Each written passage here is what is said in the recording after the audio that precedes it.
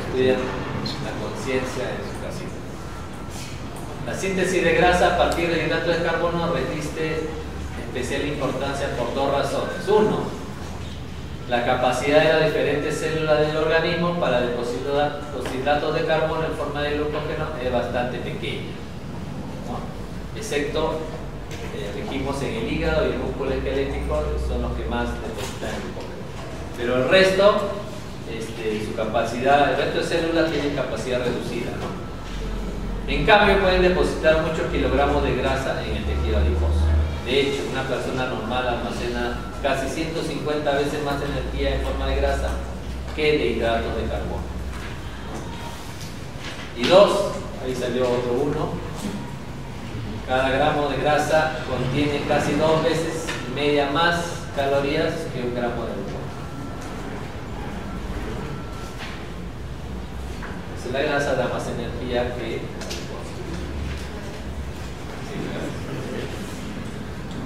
si falta insulina, como en los diabéticos, no se sintetiza grasas a partir del hidrato de carbono. ¿Por qué? Porque no tiene de dónde formar, porque la glucosa está en la sangre, no pasa a la célula. ¿Ya?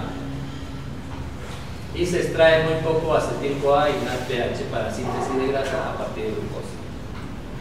En segundo lugar, la ausencia de glucosa en las células adiposas reduce mucho la disponibilidad del alfa-glicerol fosfato, que también dificulta la síntesis de triglicéridos en los tejidos. Síntesis de triglicéridos a partir de proteínas también puede ocurrir. Muchos aminoácidos se pueden convertir en acetilcoenzima A, que luego se transforma en triglicéridos. Por eso, cuando una persona ingiere con la dieta más proteínas de las que debe consumir, gran parte del exceso se deposita en forma de grasa, por si acaso. Los hidratos de carbono se prefieren a las grasas como sustrato energético cuando se dispone de un exceso, obviamente, ¿no? La utilización energética de la grasa se acelera cuando faltan hidratos de carbono. Estas son regulación hormonal de la utilización de la grasa. La adrenalina, los corticosteroides, la hormona de crecimiento activan una lipasa sensible a hormona del tejido adiposo, ¿no? Que les dije antes, le dije, vamos a ver qué hormonas son las que intervienen o va a activar esta lipasa del tejido adiposo que es sensible a hormonas. ¿Cuáles son esas hormonas? 3, ¿no? Adrenalina, corticosteroides o glucocorticoides, que es lo mismo, y la hormona de crecimiento, ¿no? Entonces activa la lipasa, ¿para qué? Para desdoblar el almacenamiento en triglicéridos que hay en el tejido adiposo. Y la hormona tiroidea induce una movilización rápida de la grasa. ¿Ya? Obesidad. ¿Qué es la obesidad? Es un depósito excesivo de grasa en el cuerpo, ¿no? En nuestros tejidos. Está producida por ingestión de cantidades mayores de alimentos que el organismo puede consumir. El exceso de alimentos, ya sean grasas, hidratos de carbono o proteínas, se deposita casi exclusivamente en forma de grasa en el tejido adiposo para su consumo energético posterior. Entonces, no quiere decir que si comes pura proteína, pero si consumes un montón, igual te vas a engordar, ¿no? Porque superas la cantidad de tu requerimiento. Hasta ahí hemos hablado de los triglicéridos y de triglicéridos, ¿no? Dentro de los lípidos hablando, ¿no? Ahora vamos a hablar un poco de lo que es fosfolípidos y colesterol. Ya estamos en la diapositiva 103, ya falta poquito. 139 porque la última dice muchas gracias. Ya falta poquito. Entonces, fosfolípidos y colesterol. Como les dije, los triglicéridos sí se usan para obtener energía, pero fosfolípidos y colesterol no es tanto para eso. ¿Se puede usar? Sí, se puede usar. Pero el principal,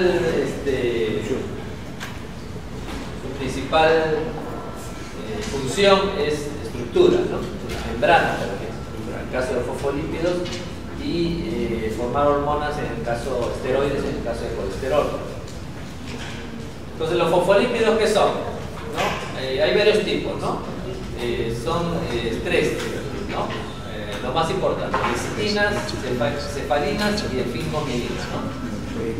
Siempre contienen una o más moléculas de ácido graso y un radical ácido fosfórico y habitualmente una base nitrogenada, ¿no?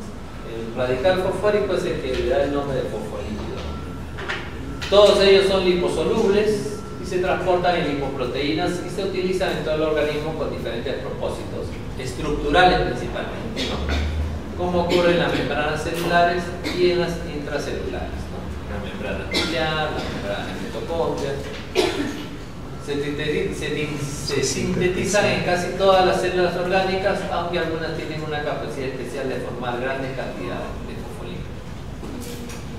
Probablemente el 90% se fabrica en el hígado, ¿no? Las células epiteliales del intestino también forman cantidades durante la absorción intestinal de los lípidos. Además, se requieren algunos compuestos químicos para la síntesis de ciertos fosfolípidos. Por ejemplo, la paracolina, ¿no?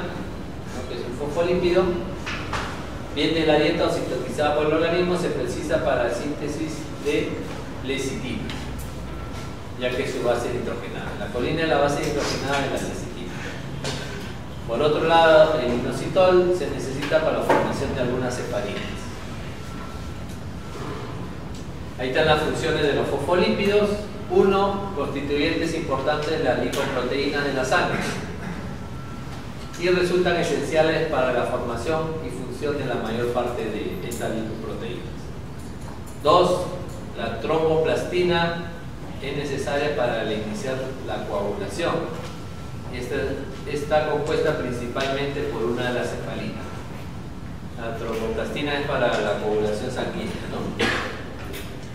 El sistema nervioso alberga gran cantidad de fingomielina en la vaina de mielina, ¿no? Que es un aislante eléctrico que envuelve los axones, ¿no? O la fibra nerviosa.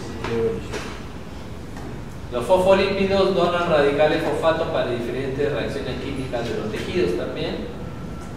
Y quizá la más importante de las funciones de los fosfolípidos sea su participación en la síntesis de elementos estructurales celulares, principalmente las membranas, ¿ya? Puede ser membrana nuclear, membrana celular, nuclear, membrana mitocondria, de otros organelos. Y el colesterol está presente en la alimentación normal y se absorbe lentamente hacia la linfa intestinal desde el tubo digestivo. Es muy liposoluble, pero poco soluble en el agua. Muestra una especial capacidad en forma de ésteres con los ácidos grasos. De hecho, aproximadamente 70% del colesterol de las lipoproteínas del plasma circula como ésteres de colesterol. Hay un colesterol exógeno, que es el que se adquiere en la dieta, ¿no? Y el endógeno, que es el que forma el cuerpo, ¿no? Y es de lejos el que está en mayor cantidad. Casi todo el colesterol endógeno que circula en las lipoproteínas del plasma se fabrica en el hígado, pero las demás células también sintetizan un poco menos de colesterol. La estructura básica del colesterol es un núcleo esterólico que se sintetiza completamente a partir de varias moléculas de acetilcoenzima. A su vez, el núcleo esterólico puede modificarse por diversas cadenas laterales para dar colesterol, ácido cólico, que es la base de los ácidos biliares formados en el hígado, como con la bilis, tiene una base que es el colesterol.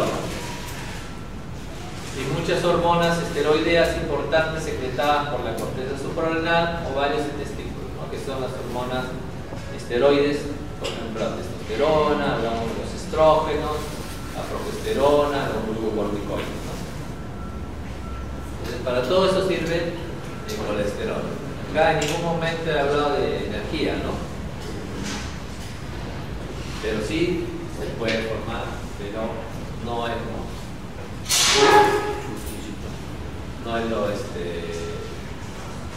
lo común, ¿no? El incremento de la cantidad de colesterol ingerido todos los días puede aumentar levemente la concentración plasmática. La concentración creciente inhibe la principal enzima responsable de su síntesis endógena, que es la reductasa de la 3-hidroxi-3-metilglutaridcoenzima. Fácil, ¿no? Sí. Pregunta de examen. No.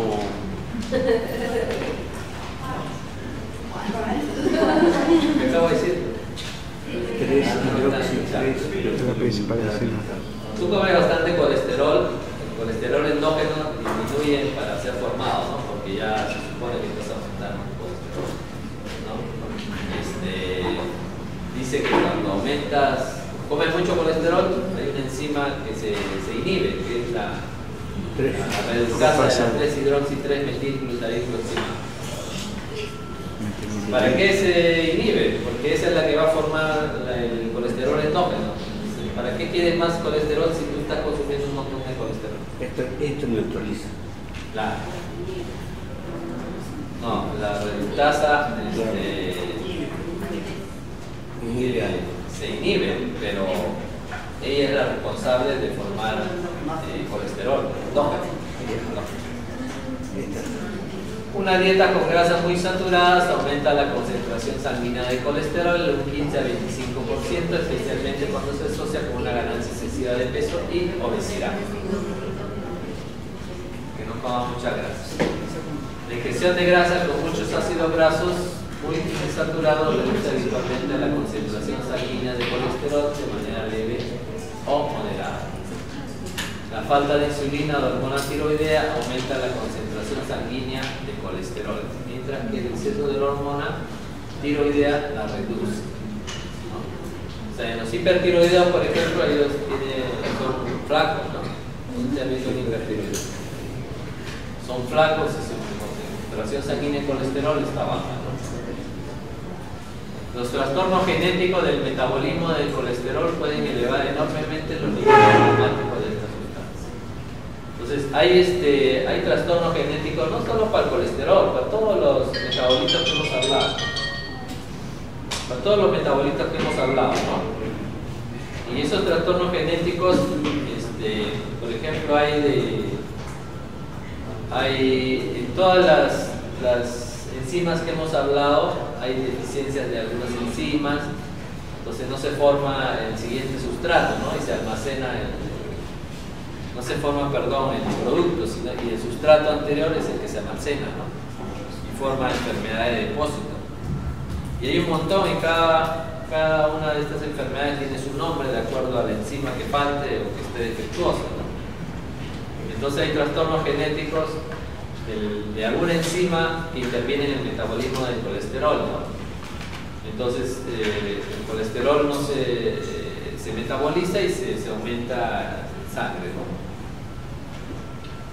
El colesterol utiliza el colesterol no membranoso, que es el 80%, o sea, el que no está en las membranas, porque las membranas celulares también tienen colesterol. Lo utiliza este colesterol no membranoso para síntesis de ácido fólico, ¿no? Síntesis hepática de ácido fólico. Una cantidad pequeña de colesterol la utilizan las glándulas suprarrenales para formar hormonas córticos suprarrenales, que son el cortisol, por ejemplo, los ovarios para producir progesterona y estrógenos, y los testículos para producir testosterona. Una gran cantidad de colesterol precipita en el estrato córneo de la piel, ¿ya? Junto con otros lípidos, le da a la piel una enorme resistencia a la absorción de sustancias hidrosolubles. Además, estas sustancias lipídicas evitan la evaporación del agua en la piel. En la epidermis, vamos a hablar de epidermis, está llena de colesterol, ¿no? Para que eso forma como... ¿Han visto los barcos cuando tienen huecos que le ponen? Brea, ¿no? Algo parecido, ¿no? Entonces ahí taponan para que sean mucho más impermeables, ¿no? Algo parecido sucede con el colesterol en la epidermis. Entonces nuestra piel es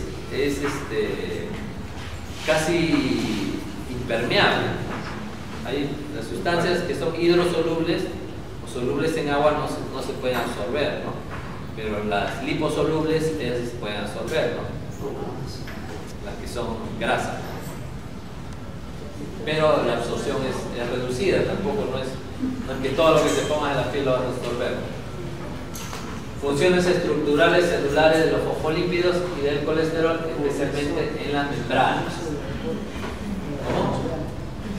¿Cómo?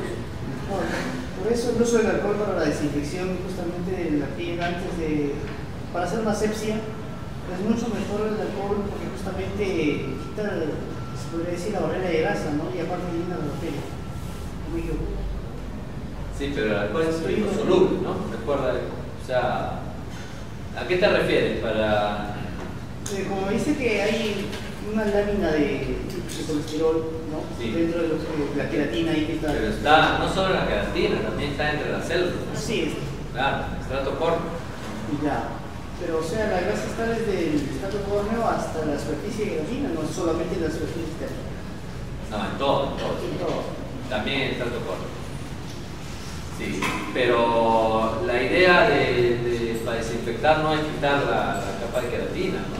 Simplemente matar los gérmenes que están ahí encima. Porque tu piel siempre va a tener gérmenes. Siempre va a tener. Es más, es importante que tenga gérmenes. Claro. Ya. Me falta poco. 30 nomás, 30. Ya, funciones estructurales de fosfolípido y colesterol, ya, membranas, ¿no? Ya, es una sola palabra, membranas. ¿No? ¿Qué más puede ser?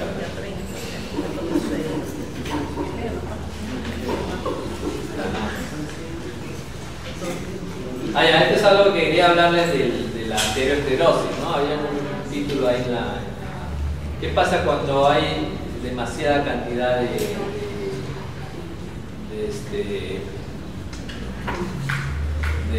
lípidos en sangre, ¿no? Lesionan la pared de los vasos sanguíneos. La lesión del endotelio, que es el epitelio de los vasos sanguíneos, muestra lo que se llaman las moléculas de adhesión, que están abajo del endotelio, ¿no? Entonces, si está indemne el endotelio, no tiene por qué haber esta molécula. Pero si se dañan, esta ya se muestra. ¿Y para qué sirven las moléculas de adhesión? Atrae a estas células llamadas los monocitos en la sangre, pero cuando pasan al tejido se llaman macrófagos o histocitos, ¿no? Ya, una vez adentro, los monocitos empiezan a comerse acá para allá, ¿no? Esta es la sangre y ese es el tejido de la íntima del vaso sanguíneo, ¿no? ¿Se acuerdan, no? Las capas. Íntima, media. La íntima es endotelio con el tejido subendotelial, ¿no? Que es conjuntivo. Entonces entran los monocitos y se transforman en macrófagos y empiezan a comerse la grasa que se ha almacenado acá. ¿Ya? Y los macrófagos no solamente sirven para comer, sino que empiezan a liberar factores de crecimiento y factores inflamatorios que traen nuevas células y activan a los fibroblastos a reproducirse, y los fibroblastos empiezan a formar, recuerden, colágeno, ¿no? Y se va formando acá el depósito de la grasa que se lo están comiendo los macrófagos. Empieza a formarse como un techo fibroso, ¿no? Y es lo que forma la placa ateromatosa, ¿no? Mientras más haya más lípidos y más crecimiento de la placa, se va reduciendo el calibre del vaso, ¿no? Hasta que cuando acá se rompa la placa, se forma una trombosis, ¿no? Y eso es al final lo que tapona el vaso y te puede dar, por ejemplo, un infarto de miocardio, ¿no? En caso de que la arteria sea una coronaria, ¿no? O una arteria cerebral y te puede dar un ácido isquémico, ¿no? ¿Ya? Y pasamos a la proteína, por último. La proteína más fácil, ¿no? Porque solamente está formado por aminoácidos. Cada cadena de aminoácidos son proteínas, ¿no? 3/4 partes de los sólidos del organismo son proteínas, el 75% de nuestros tejidos sólidos, no hablo de la sangre, que es agua, es proteína, de los sólidos nomás, no del agua intracelular, extracelular, porque ya sabemos que estamos, ¿cuánto de agua somos? Sacamos el agua y quedamos con la parte sólida. De ese, el 75% es proteína. Entonces ya sabe que la proteína casi no sirve para energía, sino básicamente es estructura. ¿Qué más? Las enzimas. Casi la gran mayoría de enzimas son proteínas, nucleoproteínas, proteínas transportadoras también, ¿no? Hemoglobina, por ejemplo, ¿no? La albúmina, proteína del músculo, actina, miosina para contracción, muchos otros tipos que cumplen funciones específicas, tanto intra como extracelulares, ¿no? Las proteínas no son, para el último, pero no son menos importantes, son recontra importantes. Propiedades básicas están formadas por aminoácidos. Recuerden que son 20 aminoácidos, ¿no? Hay aminoácidos esenciales y no esenciales. Los esenciales son los que ¿cómo era? ¿Cuáles son los que se forman adentro? No esenciales, porque tú lo puedes formar. Los esenciales son los que tienen que por la dieta, ¿no? Adquirir. ¿Ya? Cada aminoácido tiene un grupo ácido y un átomo de nitrógeno unido a la molécula, habitualmente representado por el grupo amino, que es el NH2. Los aminoácidos de la proteína se agregan en largas cadenas por medio de los famosos enlaces peptídicos. Algunas moléculas proteicas están compuestas por varias cadenas peptídicas, en lugar que por una sola, y estas a su vez se unen entre sí por otros enlaces, a menudo mediante puentes de hidrógeno, entre los radicales CO y NH2. Hay proteínas, hay péptidas pequeñas, proteínas mucho más complejas en su estructura, ¿no? Transporte y almacenamiento de aminoácidos, ¿no? Cuando tú te comes tu carnecita, tu piernita de pollo, es proteína, ¿no? Entonces, se absorbe como aminoácidos en el tracto gastrointestinal. ¿Ya? La concentración normal de aminoácidos en sangre dice que oscila entre 35 y 65 miligramos por decilitro, ¿no? Que es más o menos un promedio de 2 miligramos por decilitro para cada uno de los 20 aminoácidos. Sin embargo, hay aminoácidos que están en mayor cantidad que otros, ¿no? Se hayan ionizado debido a la eliminación de un átomo de hidrógeno del radical NH2. De hecho, aportan 2 a 3 mil equivalentes de los iones negativos en la sangre. Los productos de digestión y absorción de las proteínas son casi por completo aminoácidos. AA es aminoácido, ¿ya? Estos se absorben en pequeñas cantidades cada vez. No es que todo de golpe se absorbe todos los aminoácidos, sino se va absorbiendo por pequeñas cantidades. ¿Ya?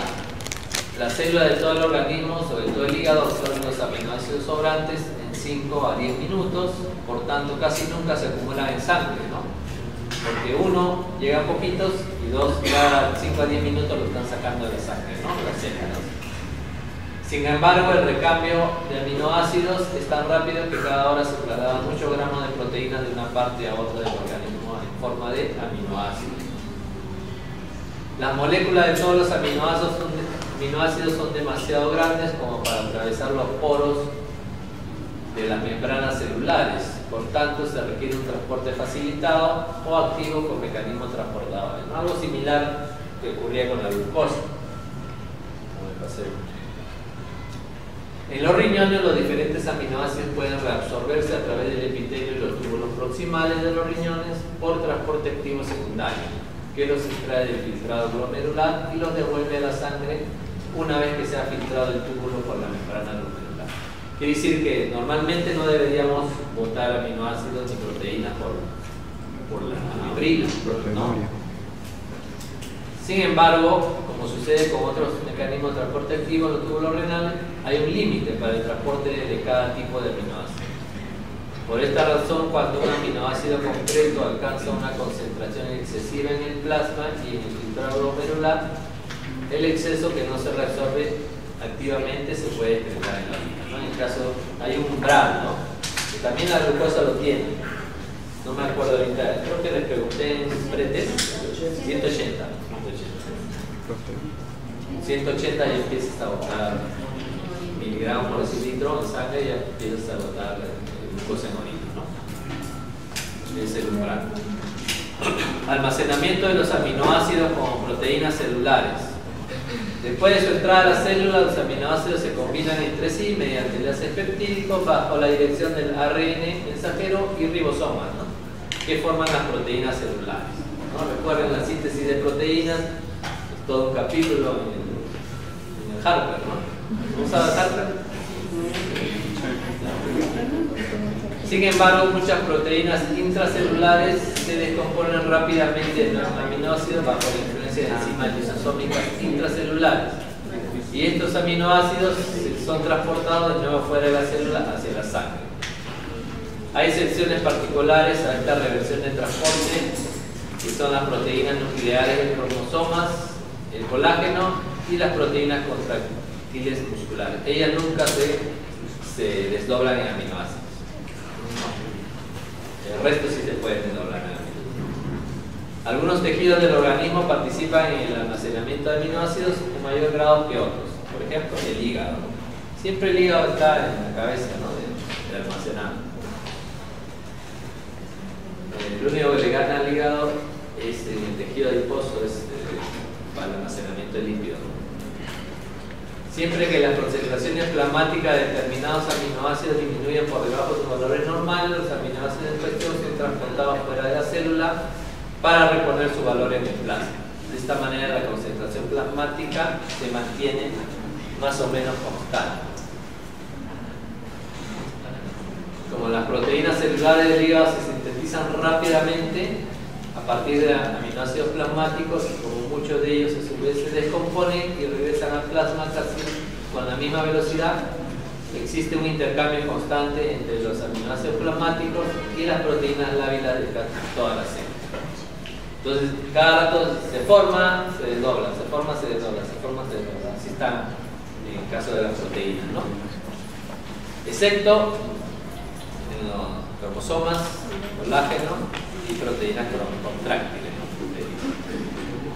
Por ejemplo, si un tejido necesita proteínas, las puede sintetizar a partir de los aminoácidos de la sangre. A su vez, esto se repone por la descomposición de las proteínas de otras células. Estos efectos destacan sobremanera en la síntesis de proteínas por las células cancerosas.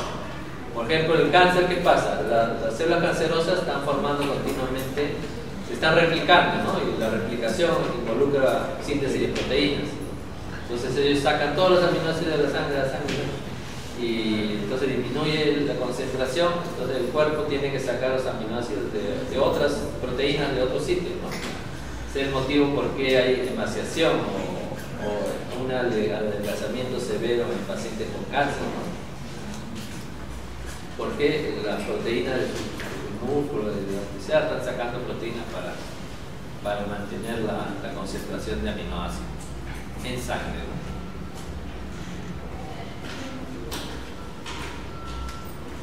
Cada tipo particular de célula tiene un límite de almacenamiento de proteínas, ¿no? Unas almacenan más, otras menos.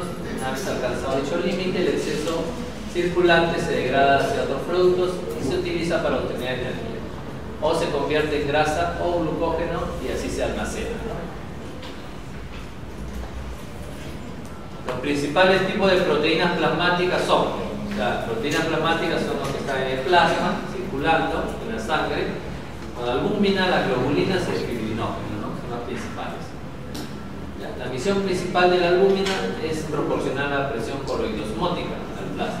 ¿Saben qué es eso, no? O presión oncótica, que hace que el líquido dentro del vaso sanguíneo no se salga del vaso sanguíneo, ¿no? Porque hay una presión que es la hidrostática, que hace que el agua quiere salirse, ¿no?